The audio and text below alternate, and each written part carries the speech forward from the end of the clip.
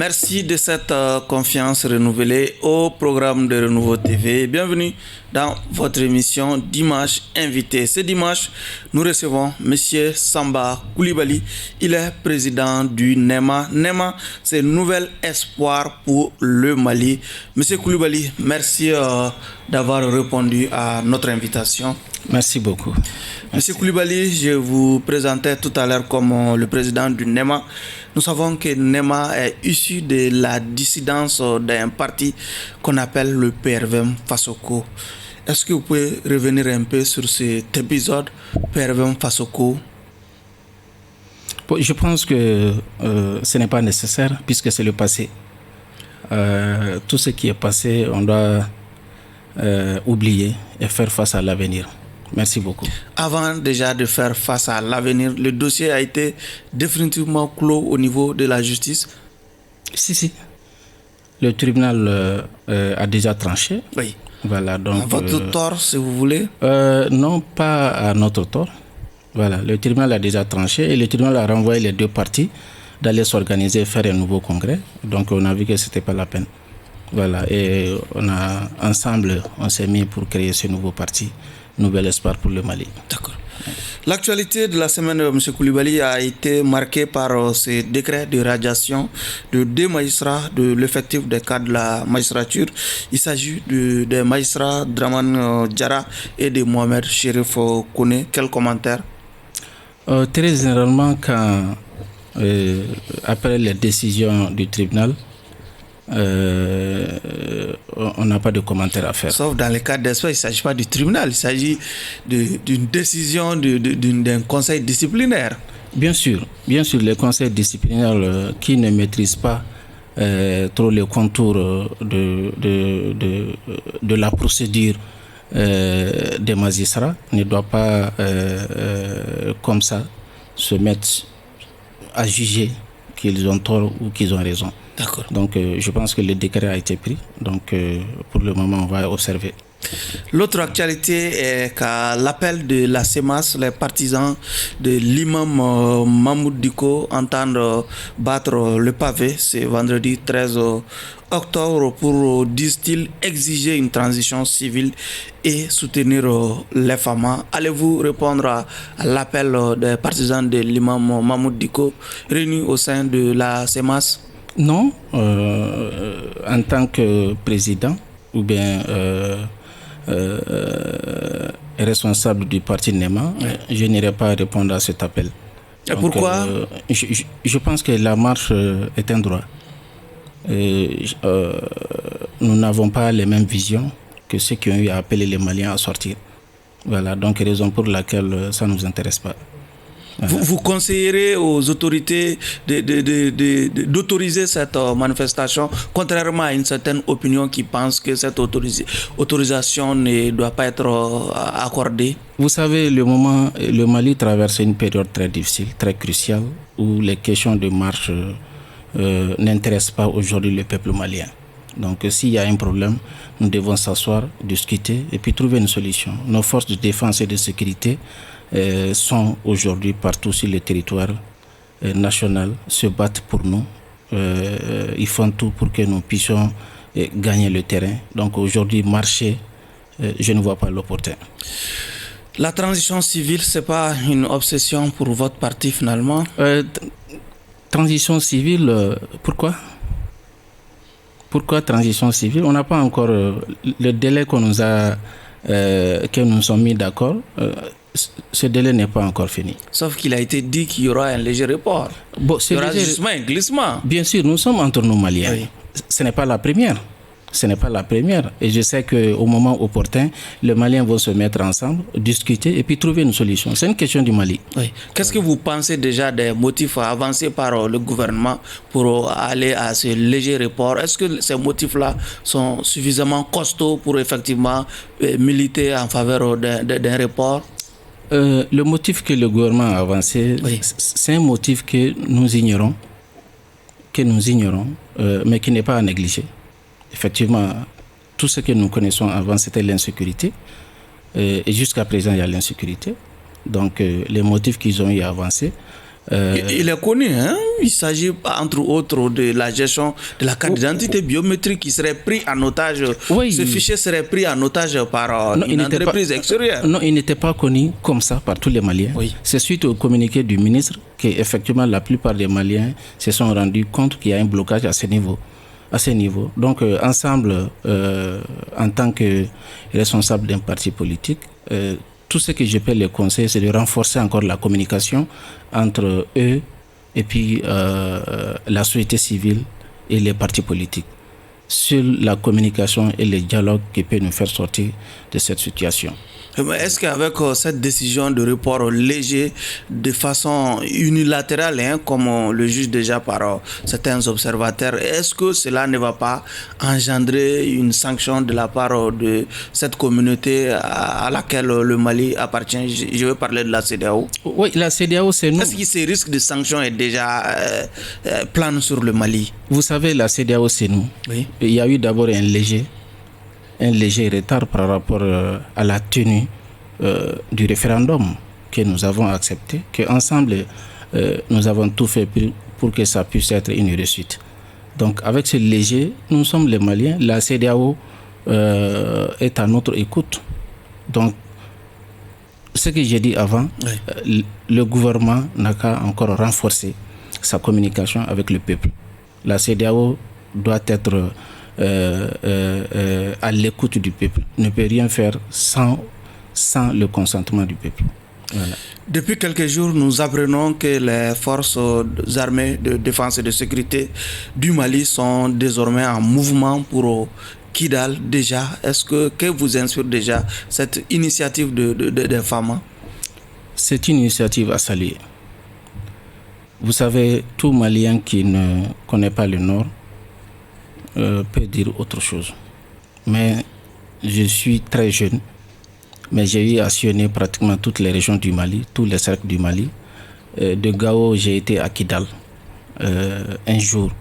C'était le jour de la fête de Ramadan en 2008, quand il y a eu les attaques et qu'on avait donné les instructions aux opérateurs télécoms d'aller rétablir le téléphone.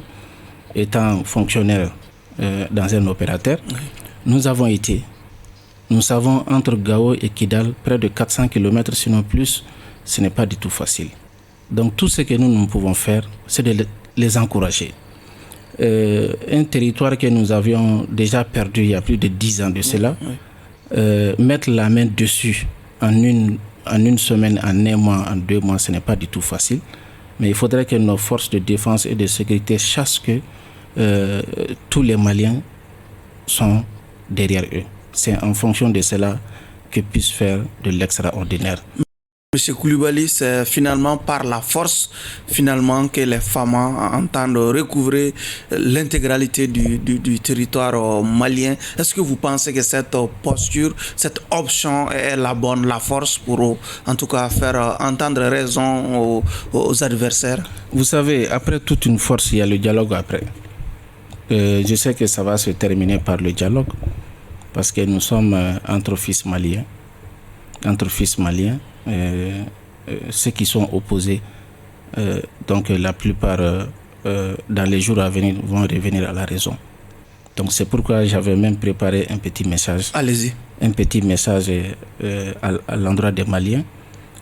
Notre soutien est total aux femmes auxquelles nous rendons un vibrant hommage civils et militaires qui ont perdu la vie.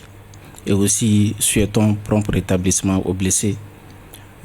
Monsieur le journaliste, vous savez, je suis un peu étonné que l'on parle aujourd'hui sur tous les médias, sur les réseaux sociaux, sur des opérations de Fama. En réalité et traditionnellement, l'armée s'appelle aussi la Grande Miette. Cela veut dire que les actions de Fama ne doivent pas être sur les réseaux sociaux. Nous devons être prudents et prier encore pour nos forces de défense et de sécurité. Nous savons, dans les jours à venir, nous allons sortir heureux et grands dans cette situation. Puisque nous avons été, c'est une guerre qui nous a été imposée. Le Mali a été trahi il y a des années de cela. Donc ensemble, aujourd'hui, tous les Maliens doivent se donner la main afin que dans les jours à venir, nous puissions dire que Kidal nous appartient et que l'armée malienne est partout sur le territoire national. Monsieur Coulibaly, avec cette nouvelle donne militaire, est-ce que vous pensez qu'il y a encore une chance pour l'accord pour la paix issu du processus d'Alger? Bien sûr. Vous plaidez pour qu'on revienne à l'accord, vous, au niveau du NEMA? Pas à l'accord. Moi, je plaide surtout qu'au Mali, ici, qu'on ait un médiateur et qu'on parle entre nous. Vous savez, aucun autre pays ne peut trouver une solution à nos problèmes. Nous avons des personnes ici crédibles qui peuvent parler entre les Maliens et qu'on peut trouver une solution entre nos Maliens. C'est ce que je demande aux plus hautes autorités, de voir ici, au Mali, trouver quelqu'un ou des personnes qui peuvent parler entre nous. Après toute guerre, après c'est le dialogue, la paix entre nous. Est-ce que le NEMA a une proposition de médiateur déjà sous la main? Non, nous n'avons pas de proposition. Nous savons que les plus hautes autorités connaissent tous les Maliens. Donc sur ce dossier, ils savent concrètement à qui et qui il faut le confier. Nous n'avons pas de proposition. Merci. Qu'est-ce que vous pensez globalement de la marche actuelle de la transition? La marche actuelle de la transition. Si on vous demandait de faire un bilan déjà à ce stade? Pour nous, le bilan est positif, puisque depuis la création du parti jusqu'à nos jours, nous sommes à notre 43e communiqué. On ne fait que soutenir cette transition puisqu'on n'a pas le choix. En période transitoire, tout ce qui est demandé aux politiques, c'est de soutenir les autorités et de se préparer, s'implanter comme nous le faisons partout où nous nous rendons. Non seulement nous faisons nos tâches politiques, mais aussi nous soutenons les plus hautes autorités sur les actions qu'ils sont en train de mener. Donc nous, on peut dire qu'actuellement, nous sommes satisfaits. On ne peut que les encourager et aussi leur dire que nous sommes derrière. Nous sommes derrière eux, puisque aujourd'hui, c'est tous les Maliens. Moi, je viens de quitter tout de suite au Burkina, au Togo, au Bénin, au Nigeria, pour l'implantation du parti suite à l'invitation de mes militants. J'avoue que les Maliens qui sont dans ces pays sont fiers de nos autorités. Vos militants sont finalement, selon vos détracteurs, sont majoritairement des Ansar, d'un grand leader religieux au Mali. Mais vous-même, vous assumez. Vous venez de m'apprendre à cela. Le parti, les plus hautes autorités ne donnent pas un récépissé à une association ou à une famille pour créer un parti politique. NEMA, c'est un parti pour tout. Mais est-ce que vous entendez souvent ces récriminations-là? Certains même disent que votre parti n'existe qu'à Bankoni seulement, où habite déjà ce leader religieux auquel on fait allusion. Le siège de notre parti, c'est à Korofina. Nous sommes implantés dans 41 pays. Nous sommes maliens. Je vous ai dit que j'ai été à Kidal en 2008. Personnellement, j'ai beaucoup de relations dans beaucoup de cercles, dans beaucoup de communes et dans beaucoup de pays. Donc, dire que notre parti est Ansar, alhamdulillah, si tel est le cas, Dieu merci. Ça veut dire que nous devons encore fournir des efforts pour avoir d'autres grands leaders religieux. Donc, c'est un parti pour tous les Maliens. Il y a les chrétiens, il y a les musulmans. Voilà. C'est un parti des Maliens. D'accord. On était en train de parler justement du bilan de la transition. Oui. Qu'est-ce qui n'a pas marché aussi, selon vous, dans cette transition et que vous souhaiteriez qu'on corrige à ce niveau? Ce que je demande toujours aux autorités de la transition, c'est de renforcer la communication. Vous savez, tout le monde ne peut pas être membre de cette transition, que ce soit au niveau du gouvernement, que ce soit au niveau du CNT, que ce soit au niveau des différentes directions. Tout le monde ne peut pas être membre. Mais nous sommes obligés, nous avons un devoir de les soutenir. Il suffit qu'ils renforcent un peu la communication. Pas seulement notre ministère tutelle, mais tous les départements ministériels, et puis le président de la transition, le chef du gouvernement, qui renforce seulement la communication entre les Maliens et eux. Je pense que tout ira bien. Monsieur Koulibaly, dernière question. Et on a vu que dans le cadre de la lutte contre la corruption et la délinquance financière, la justice est aujourd'hui vent debout contre, c'est la délinquance financière et la corruption déjà. Qu'est-ce que vous pensez déjà de ces arrestations en cascade qu'on a enregistrées les semaines dernières déjà? Certains parlent de la chasse aux sorcières. Bon, pour moi, ce n'est pas une chasse aux sorcières, c'est ce que les Maliens ont demandé il y a longtemps. La corruption, il faudrait que ça finisse. Vous saluez déjà ce réveil entre guillemets de la justice? Non, ce n'est pas un réveil, c'est un travail quotidien pour moi. La justice ne fait que faire son travail quotidien. Pour moi, je n'ai pas assez de commentaires pour ça. Ils ont des dossiers certainement à gérer, ils les gèrent. Voilà. Monsieur Koulibaly, nous sommes pratiquement arrivés au terme de cet entretien. Peut-être un mot à l'endroit de vos militants et militantes qui vous suivent à travers le monde, surtout à travers Renouveau TV. Merci infiniment pour cette invitation. Déjà, grand merci à Renouveau TV, de la direction générale à tout le personnel. L'appel que je lance aux militants du parti NEMA, Nouvel Espoir pour le Mali, c'est de continuer déjà à ce que nous avons commencé, c'est-à-dire l'implantation du parti partout au Mali et à l'extérieur. Puisque nous le savons, après la transition, c'est les élections. Quel que soit le moment, nous leur disons aussi de soutenir cette transition qui est notre transition. Aujourd'hui, c'est la transition de tous les Maliens. On n'a pas le choix.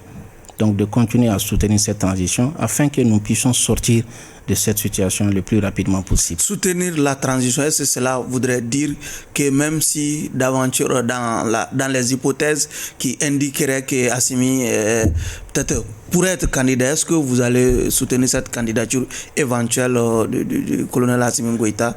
Vous allez sortir un candidat interne? Non, le parti NEMA a des textes, les statuts et le règlement intérieur qui indiquent tout. Au moment opportun, le parti saura ce qu'il doit faire. Donc, mais pour le moment, nous sommes en phase transitoire. Nous devons les soutenir. Au moment de la candidature, nous saurons ce qu'il y a lieu de faire. Merci. En tout cas, nous vous remercions encore une fois d'être passé. Merci beaucoup. Ainsi prend fin ce numéro de votre émission Dimanche Invité, qui recevait comme invité M. Samba Koulibaly, président du NEMA, Nouvel Espoir pour le Mali. Merci à vous de nous avoir suivis et à un autre numéro de votre émission Dimanche Invité. Au revoir.